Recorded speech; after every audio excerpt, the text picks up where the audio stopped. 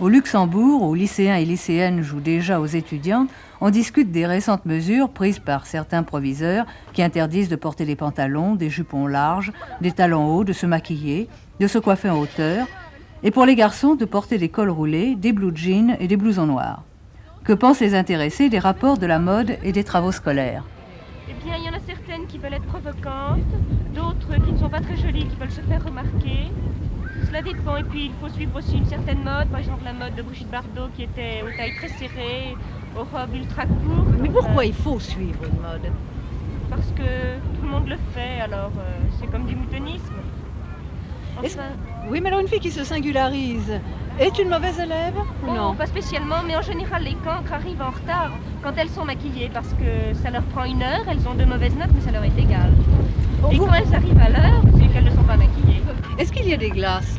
Ah non, non, aucune glace dans le lycée. C'est interdit. Et vous savez, il y a des portes vitrées, alors une élève se met derrière et alors dans l'ombre, les autres peuvent se regarder. Enfin, c'est le système. Glace, ça. C'est pas très bon, mais c'est le système qu'on emploie.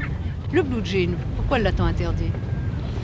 Le blue jean, parce que le blue jean, tous les films Nouvelle Vague avaient des acteurs avec des blue jeans. Alors les proviseurs et les directeurs de lycée ont eu peur que la Nouvelle Vague s'installe dans les études. Les études Nouvelle Vague, c'était pas très agréable pour eux parce qu'il fallait tout changer et puis ils n'aiment pas ça en général. En somme, ils aiment le classicisme. Ils aiment tout ce qui est très classique. Bon. Est-ce que les garçons sont aussi coquets que les filles?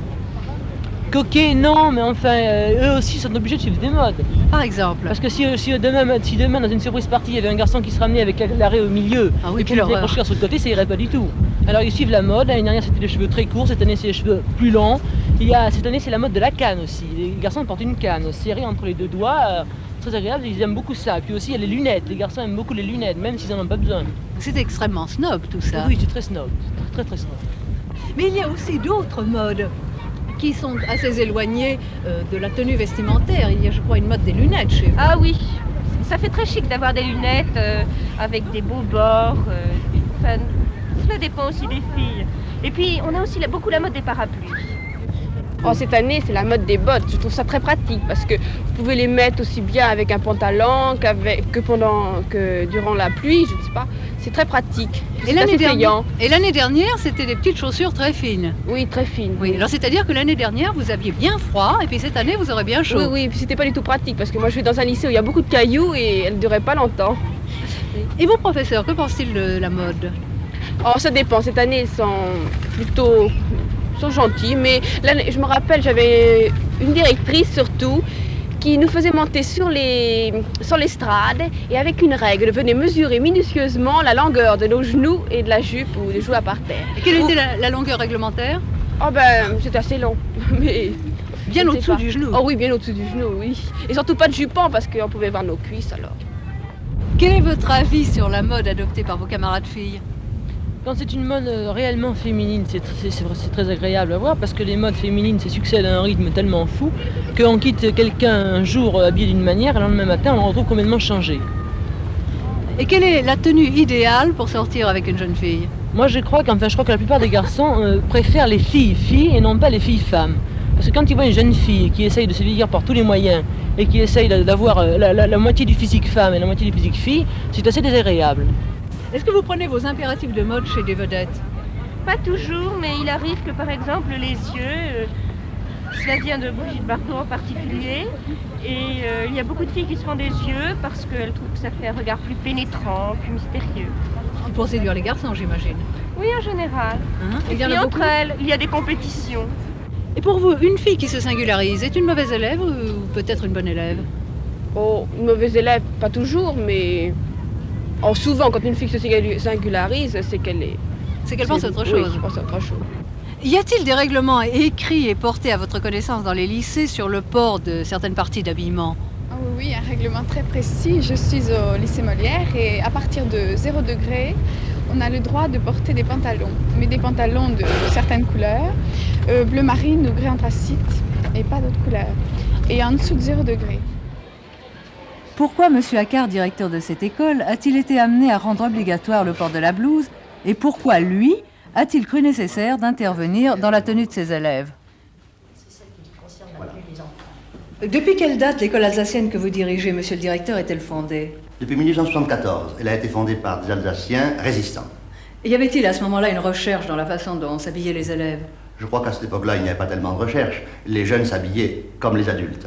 J'ai ici une photographie de 1880 où l'on voit des élèves et des professeurs. Il est même malaisé de reconnaître qui est élève et qui est professeur. Les deux personnages qui se trouvent ici, à gauche, sont des élèves. Ils portent le melon. La seule différence peut-être, c'est que les professeurs sont barbus et portent le chapeau de forme. Oui, c'est ça. Est-ce qu'ils n'ont jamais ressemblé à des enfants, les élèves de l'école? Bien, j'ai ici également une photographie de 1928. Nous avons des filles à l'école alsacienne depuis 1906-10 à peu près.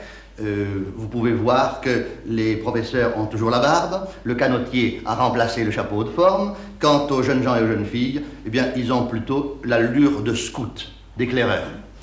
Voici une autre photographie qui date de 1945, et là, il est extrêmement significatif de voir les jeunes filles de la classe de première, sans bas, avec des chaussures de cuir extrêmement simples, chaussures de sport, et même des soquettes. Oui. À peu près comme ils sont habillés en ce moment.